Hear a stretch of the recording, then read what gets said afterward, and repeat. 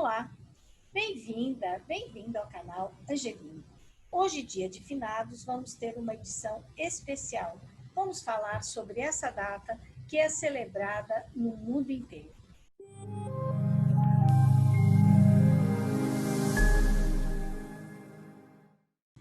Convidamos para falar sobre esse tema a professora e doutora Maria José Deveza. Ela é psicóloga, psicanalista e é professora e coordenadora do curso de Religiosidade, Religião e Espiritualidade e Saúde da Faculdade de Medicina da Universidade de São Paulo, da USP, e também professora de Religiosidade, Espiritualidade e Saúde na Faculdade de Medicina do ABC. Ela integra ainda o PROCER, que é um grupo do Instituto de Psiquiatria do Hospital das Clínicas de São Paulo, que estuda a religiosidade, a espiritualidade e a saúde. Professora e doutora Maria José Deveza, é um prazer recebê-la aqui. Muito obrigado por ter aceitado o nosso convite. Obrigada, Cris, pelo convite. Realmente eu acho que é muito importante a gente conversar sobre esse tema. Nem sempre é um tema que remete à dor, a sofrimento, à perda, mas, seja como for, é algo que faz parte da nossa vida e é sempre importante a gente saber um pouquinho mais a respeito. Então, aqui nesta aula, nós vamos fazer um passeio sobre as diferentes religiões e como cada uma delas vê a questão da morte, e algumas culturas também. Então, vamos começar definindo um pouco o que é a morte, como ela é em sinônimos, né, como o falecimento, desencarne em função de como ela é vista. É um processo irreversível do término das atividades biológicas. Então, ela está vinculada à questão de uma atividade biológica que termina, então cessa essa vida. O organismo iniciaria uma decomposição do seu sistema. Então, desde a antiguidade, tem algumas técnicas que levam a frear um pouco, evitar essa decomposição, como se fazia no Antigo Egito, mumificação ou fossilização, com o cessar dos batimentos cardíacos. Mas hoje em dia já se considera que o fim da vida só acontece com o término da atividade elétrica do cérebro. Então, a partir daí é que se considera ou se define a morte. Esta é uma figura que é muito comum da gente encontrar, que é uma figura mitológica, mas ela vem da antiguidade também, que seria o ceifar do trigo, ceifar da vida. Por isso que ela é uma figura esquelética, né? Um pouco assim tétrica, mas que ela tem esta foice que estaria ceifando a vida. Na antiguidade, havia uma proximidade muito maior com os seus entes queridos que faleciam. E era normal que se enterrassem os seus parentes, né, os seus entes queridos, nos quintais das casas. Aí, a partir do desenvolvimento das sociedades, o que houve, principalmente na Europa, e depois isso se transferiu para o Brasil, colônia também, então as pessoas começaram a ser sepultadas nas igrejas. Só que isto foi até lá no ano de 1300 e tanto, quando aconteceu a pandemia da peste negra, né? Como essa pandemia fez com que muitas pessoas perdessem a vida e havia todo o risco de contaminação também, então eles pararam de sepultar as pessoas nas igrejas e começaram a criar algumas áreas que hoje em dia a gente entende por cemitério. No Brasil colônia, por exemplo, eram só os escravos negros e os indigentes que eram enterrados fora das igrejas. E, inclusive, as cidades eram bem vistas quanto mais igrejas elas tinham, porque eram mais quantidades de pessoas que poderiam ser sepultadas ali. Na Catedral de São Paulo, na Catedral da Sé, se alguém puder ir visitar, a gente vai ver lá no fundo, embaixo do altar-mor, existe como se fosse uma catacumba, onde alguns bispos estão enterrados. Então, isto ainda remete a essa tradição. Então, vamos iniciar um pouquinho como cada uma das 5 grandes religiões vê o processo de morte. No hinduísmo, né, cujo o cumprimento oficial é o Namastê, que o Namastê significa que o meu Deus está saudando o seu Deus, é uma religião considerada a mais antiga de todas, ela tem mais de 6.000 anos, onde existem vários objetivos de vida nesta religião, inclusive a busca da prosperidade, né, espiritual, e a noção de karma, que começou com essa religião, que depois foi levada um pouco para outras religiões mais recentes, inclusive como o espiritismo, mas que ela é diferente da compreensão espírita, uma vez que o karma para o hindu, ele não está vinculado a uma expiação de ações negativas, mas simplesmente são reencarnações constantes que as pessoas passariam, porque o hinduísmo considera que a existência da reencarnação, aonde em cada nova reencarnação a gente estaria cumprindo uma missão, um karma.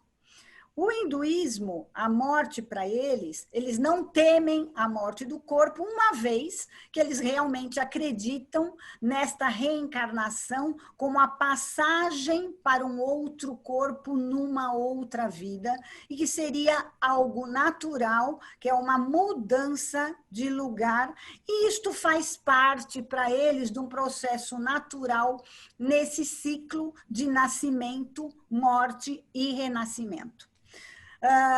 Oficialmente, os hindus cremam os seus mortos em toda a Índia, menos as mulheres grávidas e os siddhis, que seriam considerados homens santos.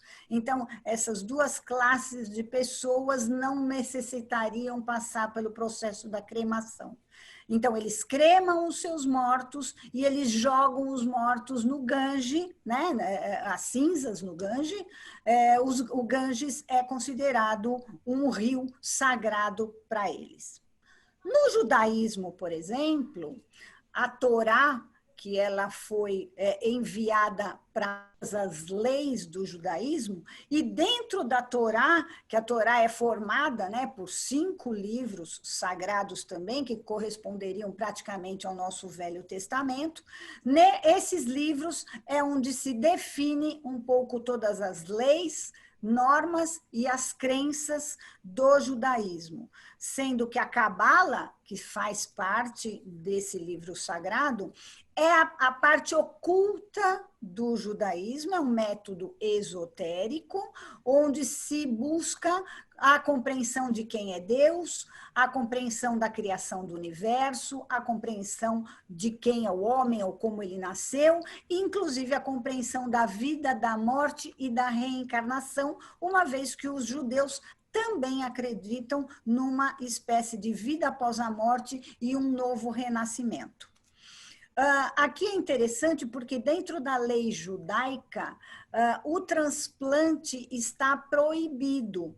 Por quê? Porque não se deve tocar no corpo de uma pessoa depois que ela morre, ou não se deve tocar no corpo de um moribundo. Também não se deve mutilar o corpo de um falecido, ou obter qualquer tipo de benefício a partir desta pessoa, ou seja, inclusive doar os órgãos para estudos e pesquisa e tudo mais. Então, para o judaísmo, o transplante só é permitido se existe uma morte encefálica, então a pessoa não foi considerada ainda morta, então aí sim poderia se retirar os órgãos, ou no caso de transplante intervivos, tá?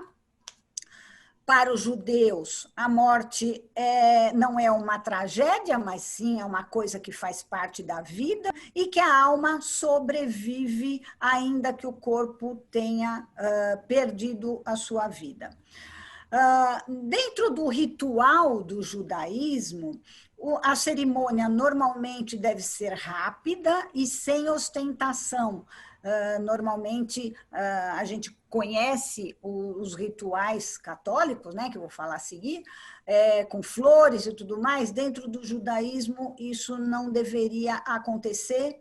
O morto nunca fica sozinho, sempre vai haver um amigo ou um familiar que esteja ali acompanhando. Lê-se os salmos, né, durante esse ritual. Sempre faça elogios às qualidades dessa pessoa que se foi, pedindo a Deus que abrigue a sua alma, né, nas suas asas, na sua presença divina. O corpo vai ser preparado, então ele vai ser lavado e purificado por algumas pessoas que são especializadas nisso e que teriam autorização religiosa para isso. Ele normalmente é embrulhado numa mortalha, tá? E colocado dentro do caixão. Normalmente o caixão fica fechado durante o velório, por respeito à pessoa morta, então geralmente não se vela com o caixão aberto. Deve ser sempre de uma madeira muito simples, para não ter ostentação, e ser levado diretamente à terra. Durante o enterro, é costume parar durante o caminho, algumas vezes, como uma demonstração pela dor que está causando aquela situação. A cremação também é proibido, uma vez que eles acreditam que não se deve reduzir aquela pessoa a cinzas. A autópsia só seria autorizada em casos muito especiais, porque eles dizem que o homem foi criado à imagem e semelhança de Deus, então por isso ele jamais deveria ser mutilado. O embalsamento também é proibido, uma vez que eles querem que haja preservação, posição natural do corpo. Depois da morte dessa pessoa, é costume que alguns vizinhos ofereçam uma primeira refeição para esta família enlutada. Durante 7 dias seguidos, existe a oração diária que é feita. Se for um parente muito próximo, o luto dura 1 ano. Então, por exemplo, um pai, uma mãe que falece, normalmente o familiar próximo fica enlutado durante 1 ano, e é costume que durante o enterro, os parentes mais próximos rasguem as suas roupas, como simbolicamente mostrando aquela dor e aquele sofrimento, tá? Este é um túmulo judaico clássico, onde a gente vê que normalmente as pessoas são enterradas diretamente na terra. O budismo. Então, o budismo nasce a partir do nascimento, da existência, né, do Buda, que o Buda chamava-se Siddhartha Gautama. Ele só adquiriu o nome de Buda depois dele passar 45 dias em meditação ininterrupta e alcançar este nirvana, este contato com o divino, né? E a partir daí ele adota o nome de Buda, porque Buda significaria aquele que sabe. As grandes preocupações, ou as grandes verdades para o Buda, entender qual é a natureza e a origem do sofrimento, como cessar esse sofrimento e qual o caminho que deveríamos fazer para chegar a finalizar esse sofrimento. Porque o Buda nasceu, na verdade, como um príncipe brahmane, e ele vivia fechado num castelo, com todas as proteções de um príncipe. Até que um dia ele foge e é quando ele sai pelas ruas que pela primeira vez ele entra em contato com a dor, com a doença, com o sofrimento e com a morte. E a partir daí ele começa a ter todas essas preocupações em relação ao nascimento, à doença, envelhecimento e à morte. Ele considerava que todos nós somos plenos de iluminação, mas como vivemos sempre olhando para os nossos problemas, é por isso que nós sofremos. Então, os principais conceitos do budismo estão entre a impermanência, a compaixão, a busca da sabedoria, da disciplina, da simplicidade. Sendo que o conceito de impermanência é um conceito que é ensinado para as crianças desde pequenininhas, no sentido de que nada é permanente. Então, isso os prepara, de uma certa forma, também para a morte dos seus entes queridos e para as suas perdas. O nirvana é esse estado de graça, né, que se busca alcançar, e para eles seria o fim do ciclo sansárico.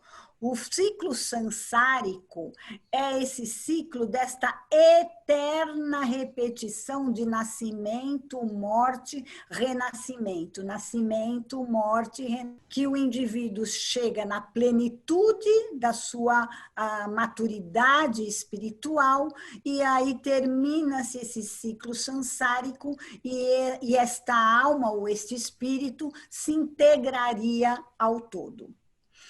Então, para o budista propriamente dito, o ideal para eles é que quando a pessoa falece, ela não fosse tocada durante 8 horas a partir do momento do falecimento.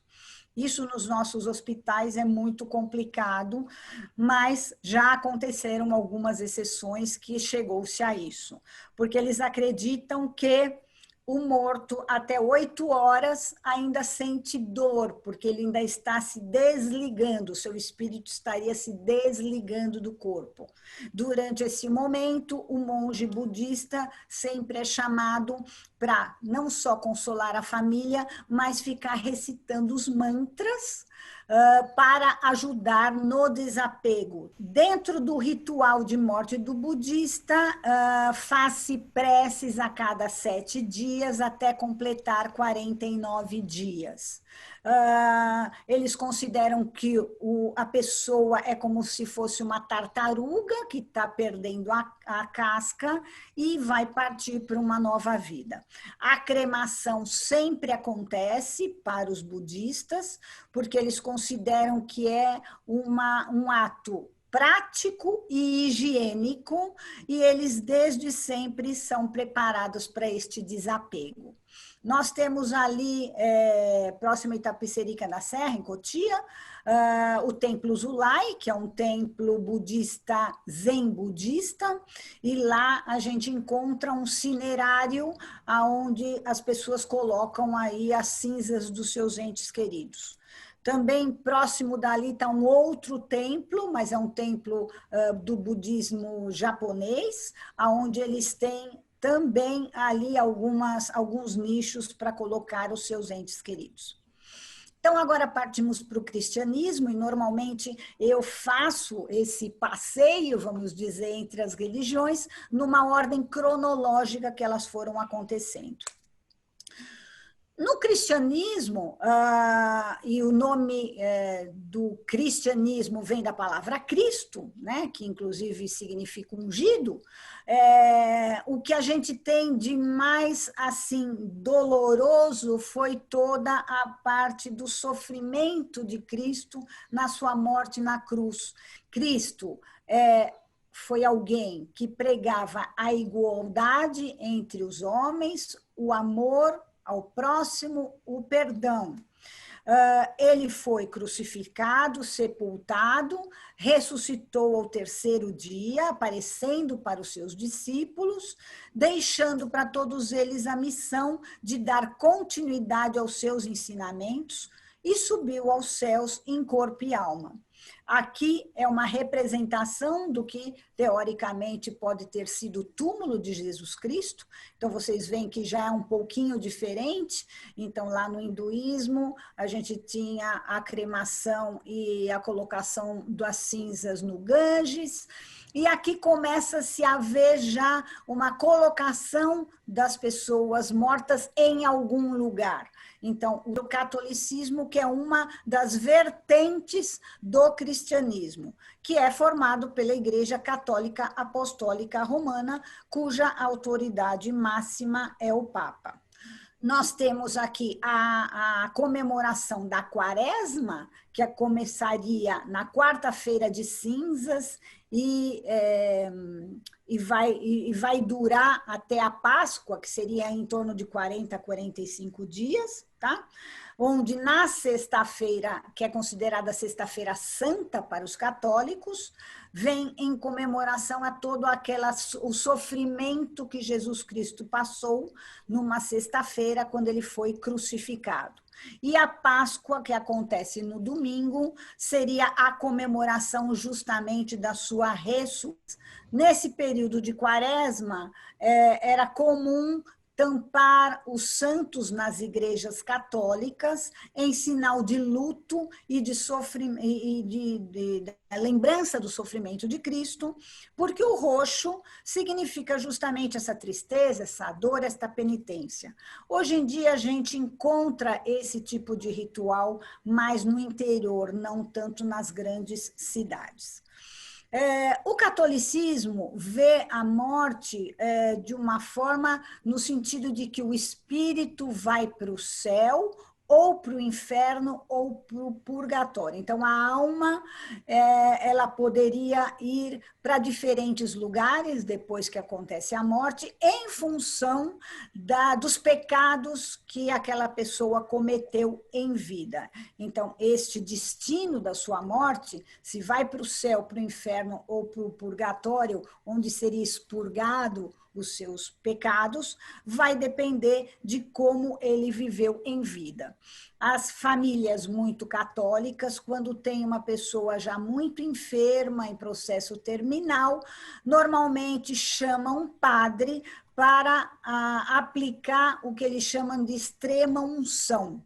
Unção também acontece lá no batismo, né?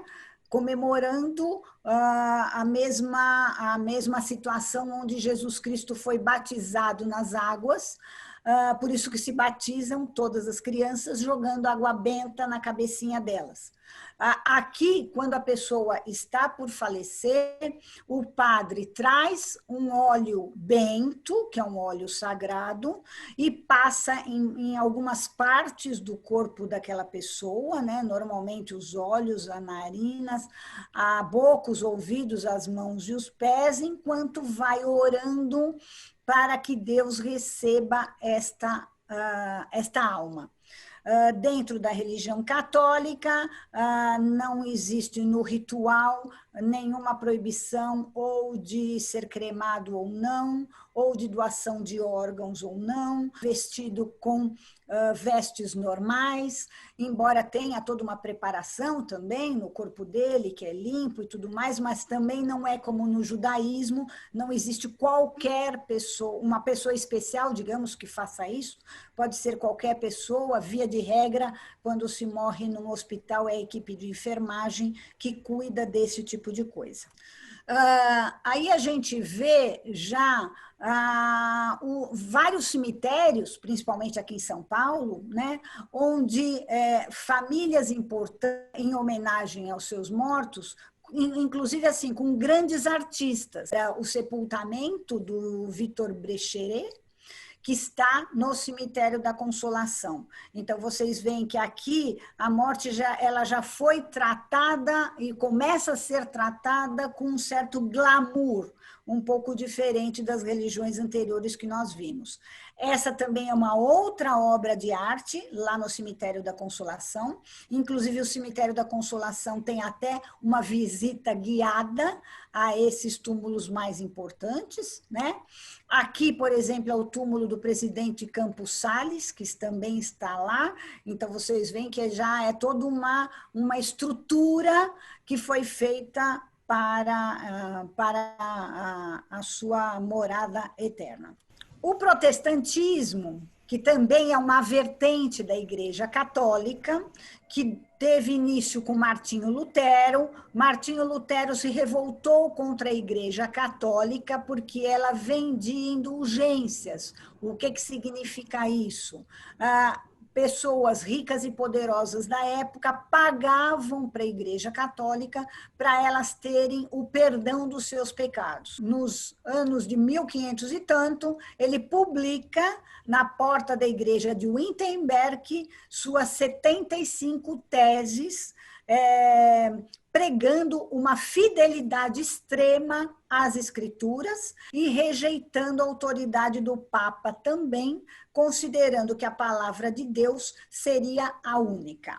Ele influenciou o calvinismo na Escócia e o anglicanismo na Inglaterra, que eles buscam compreender o sentido desse sofrimento. Eles consideram que o sofrimento é mais dado pelo diabo e não por Deus, porque Deus não daria sofrimento a ninguém. E eles acreditam que, no momento do falecimento, a alma vai para algum lugar à espera do juízo final. Entre os protestantes, ou muitos evangélicos, né, que são protestantes também, ou vindos dessa raiz, os falecidos também são enterrados com suas roupas habituais, os familiares e amigos oram para que esse falecido seja perdoado dos seus pecados e alcance o paraíso. E aqui é uma imagem de um cemitério protestante em São Paulo. Os seus entes queridos também devem ser colocados na terra.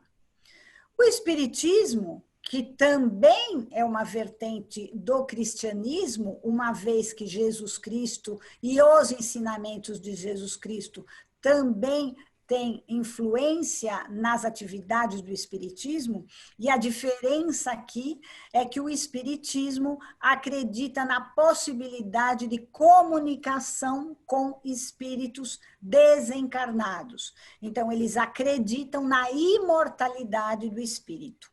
Essa foto é de Allan Kardec. Allan Kardec era francês.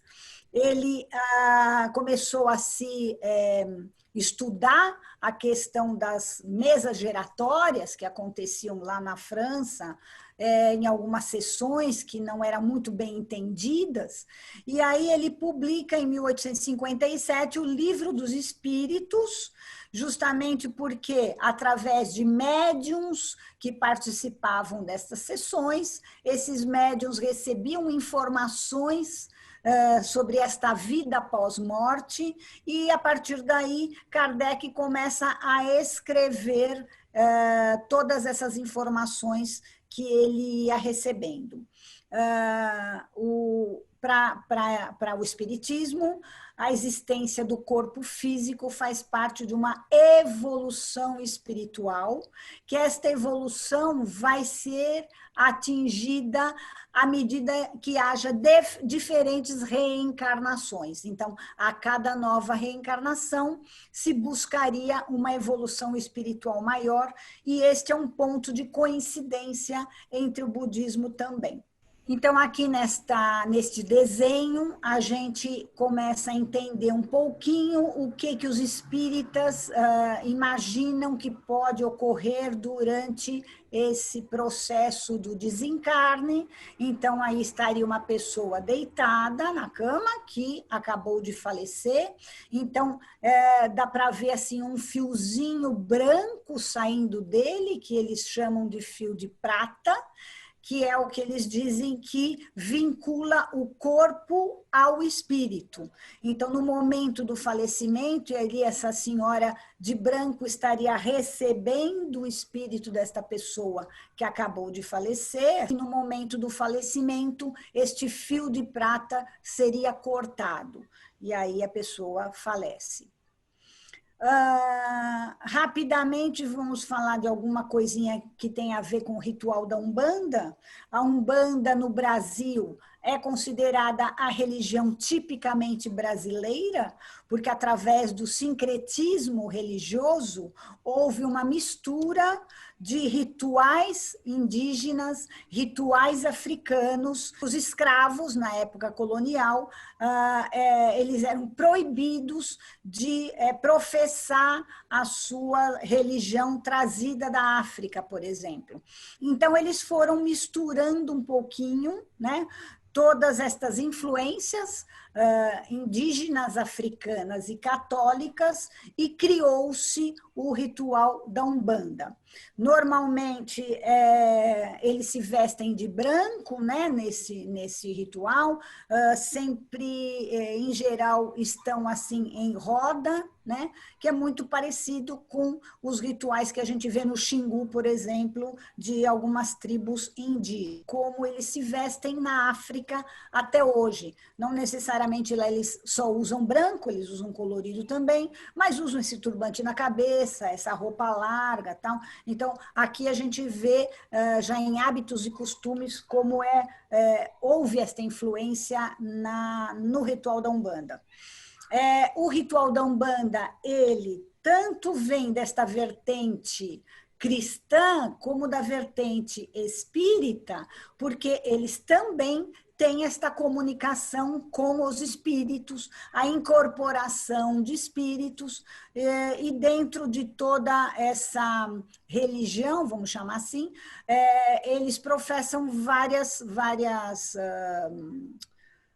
tem vários espíritos que fazem parte dessa cerimônia, como o preto velho, caboclo, criança, a linha das águas e assim por diante. Então, aqui a gente vê uma foto de um altar religioso, ali Jesus Cristo, com a figura máxima, aqui, várias figuras católicas, e a linha das crianças ali, com Cosme, Damião e Dom, e outras figuras dentro desta religião.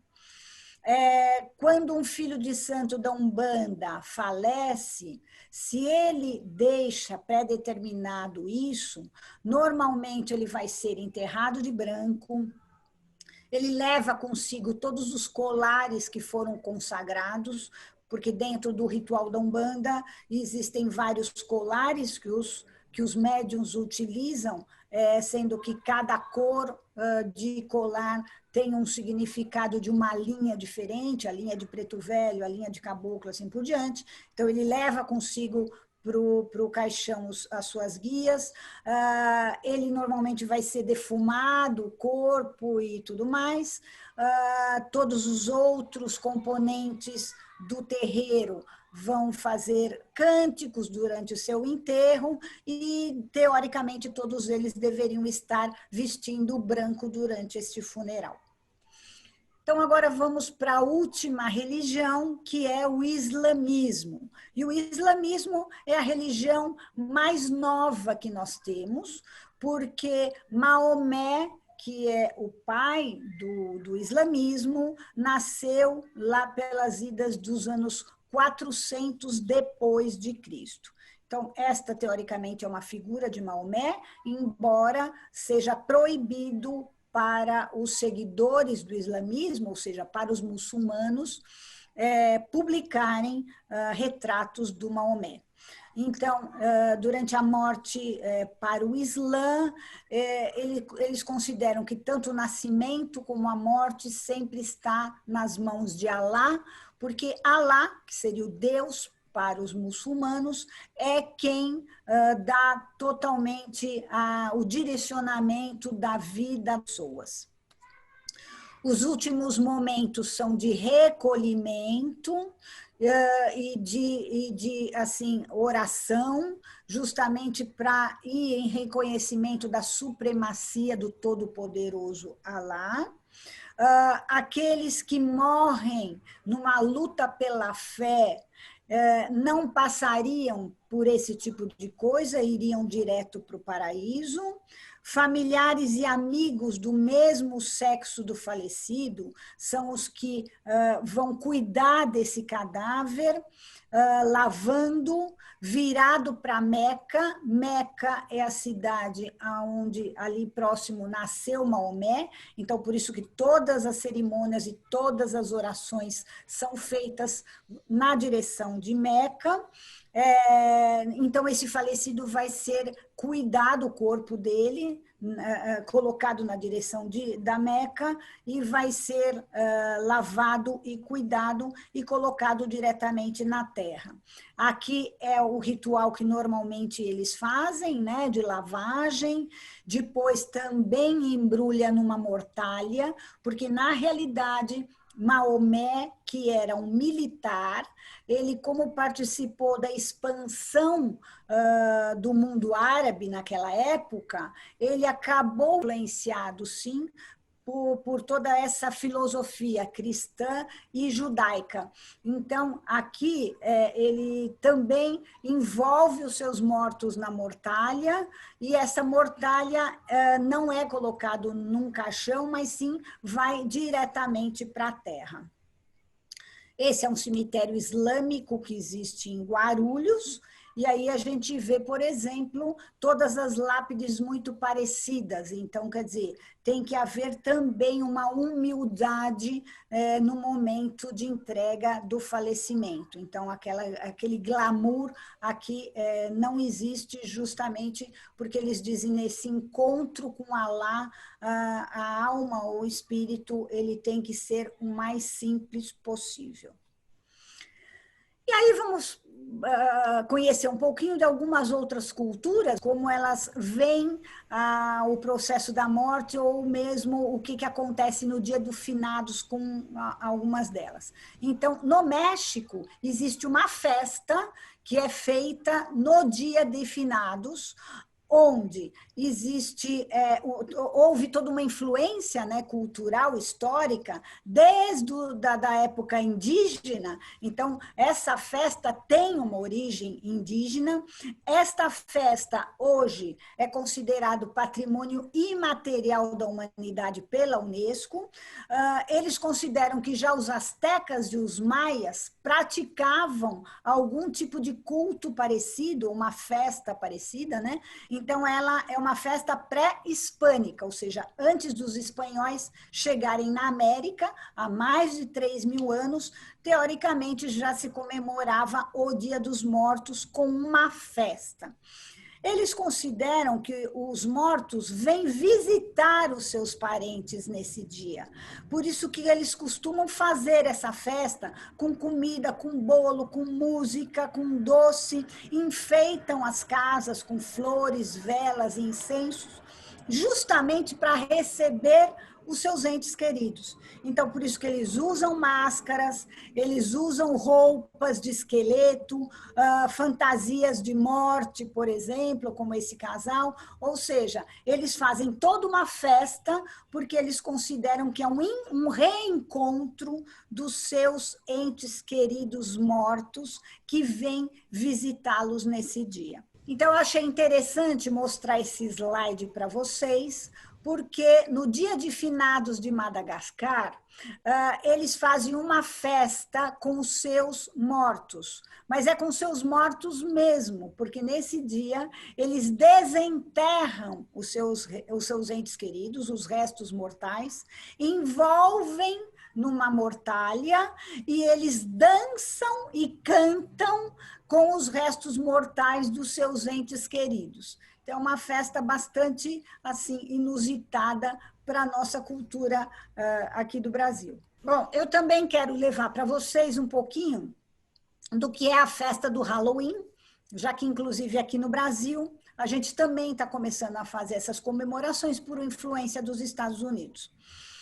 O Halloween teve a sua origem nos povos celtas há mais de 3.000 anos atrás. Porque no dia 1º de novembro era comemorado o Ano Novo Celta, com o fim do verão.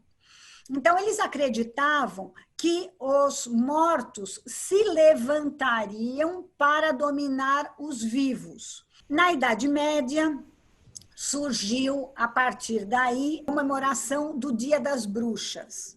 E a Igreja Católica, para controlar esta festa pagã, criou, então, o Dia de Todos os Santos, tá? Então, dia 31 de outubro é um feriado celebrado nos Estados Unidos como sendo o Halloween. Só que a palavra Halloween, que veio justamente da Europa, significa All Hallow Eve, ou seja, a véspera dos santos, porque justamente seria a véspera do Dia de Todos os Santos.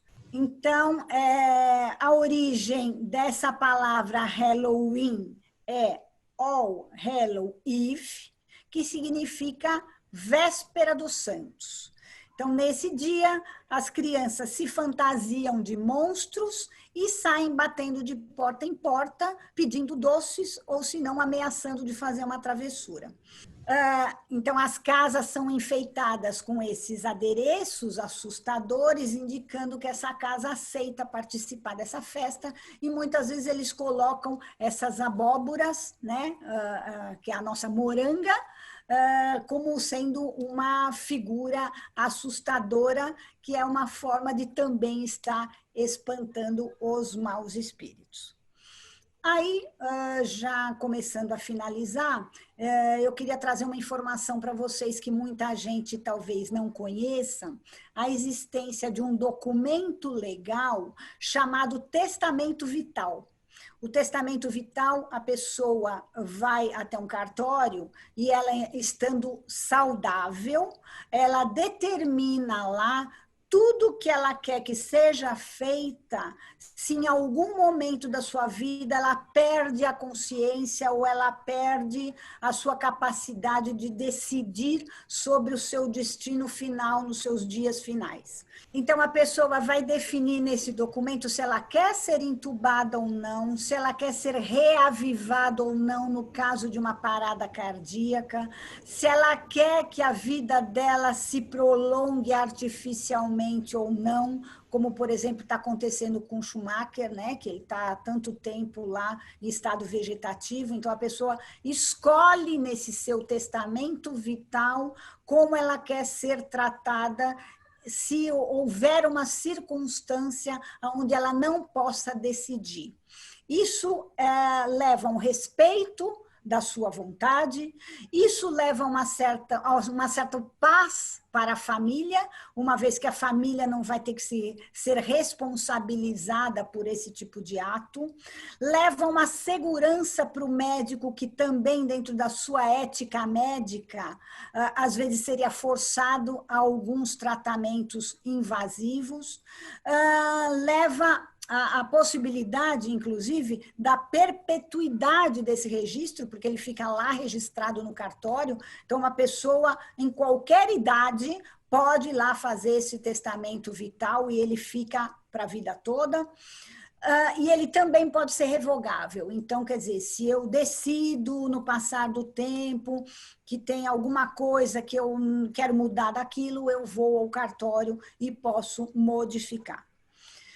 E aí, minha gente, para a gente terminar, eu acho que tem uma coisa muito, muito importante que a gente tem que falar, que é, no pós-morte, a possibilidade de levar vida a partir dos nossos entes queridos para outras pessoas e ter até uma continuidade da vida dos nossos entes queridos numa outra pessoa. Então, esse slide mostra quantas pessoas estão na fila de espera para córnea, para pulmão, coração, fígado, pâncreas, rim principalmente, que são mais de 20.000 pessoas que estão nessa fila de espera esperando um transplante, e é tão complicado você conseguir um doador compatível, né? Então, realmente fica assim, um apelo da minha parte para que as pessoas pensem nisso também no dia que elas estão comemorando a partida dos seus entes queridos, a possibilidade de dar uma continuidade na vida deles e salvar vida de tantas outras pessoas, porque, inclusive, dependendo das circunstâncias que um ente querido morre, ele pode ser um doador de mais de 10 pessoas diferentes, porque a córnea ele vai para 2 pessoas diferentes, o rim vai para 2 pessoas diferentes e assim por diante.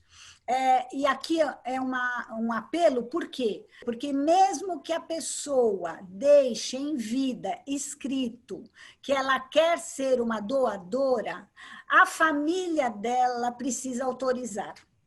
Então, é muito importante realmente sensibilizar as famílias, porque não só a doação é um ato de amor, mas a doação é a prolongação da vida dos seus entes queridos.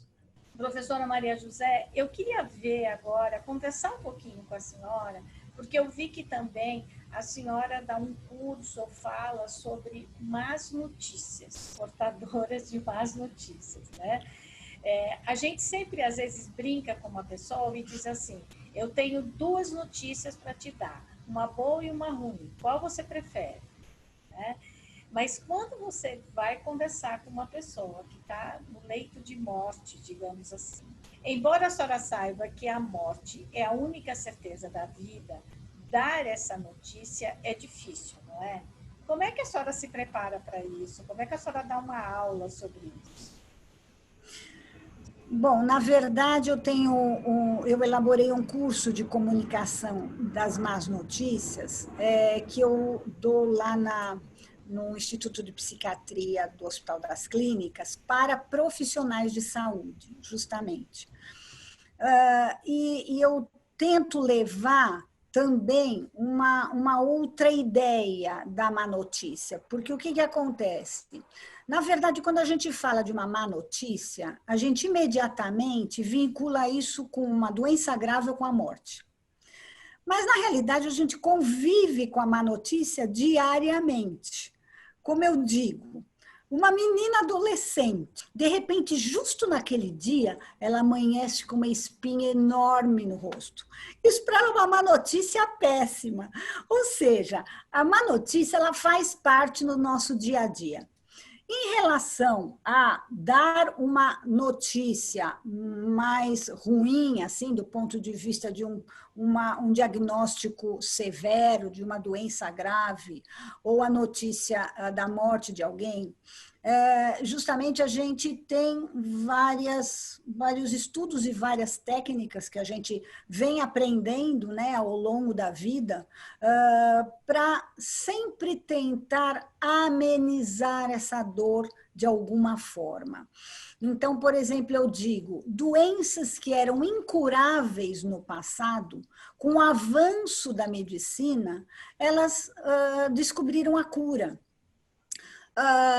Então, não necessariamente a notícia de uma doença ruim hoje vai ser ruim amanhã.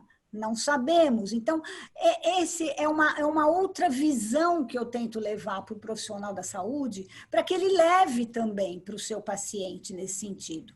E na questão da morte, como, inclusive, também a gente estuda, né, lá no Hospital das Clínicas e as grandes universidades do mundo hoje, estudam a relação da religião, da espiritualidade vinculada à saúde. Então, também saber a religião do paciente nos ajuda a confortar a sua família, nos ajuda a confortá-lo também, porque eu digo que a gente tem que usar, entre aspas, no bom sentido, a religião dos nossos pacientes a nosso favor e a favor dele. Então, muitas vezes, um paciente que, num primeiro momento, se revolta com o diagnóstico, se a gente traz isso numa conversa, num consolo, num conforto religioso, ele muitas vezes se acalma, melhora e passa a ter uma outra esperança de vida. Porque, na realidade, é assim. Ou seja, cuidados paliativos, né, que hoje em dia é uma especialidade, que significa a gente cuidar daquela pessoa onde a cura propriamente dita, né, já não tem mais lugar, então a gente cuida para o conforto e a qualidade de vida dessa pessoa. Existem pessoas que estão aí 20 anos em cuidado paliativo. Então, quer dizer, aquele diagnóstico de 20 anos atrás, que parecia que a pessoa já ia falecer, não aconteceu. Então, ou seja, o nosso dia a dia, ele está envolvido com tantas circunstâncias, com tantas surpresas, não é mesmo? Então, a gente não pode ter um pensamento assim, tão fechado em relação a esse tipo de coisa. Mas, professora, olha, super obrigada. Obrigada a você, Cris. Seu trabalho foi maravilhoso e é um trabalho também difícil, eu imagino, né? Porque, de qualquer forma, todos nós estamos lidando com vida e morte o tempo inteiro. Mas quem está no hospital lida isso, vamos dizer que cada hora, tempo, muito mais do que a gente, né? Eu sempre digo para os... Desculpa te cortar. Pode falar? Não, pode falar. Eu sempre digo para os meus alunos que a gente tem que ser amigo da morte. Porque quando a gente trata de um paciente grave, a gente tem que pedir licença para que a morte demore um pouco mais de tempo para vir, não é? Então, essas alianças que a gente vai fazendo com o divino é muito importante para o sucesso do nosso trabalho com os nossos pacientes.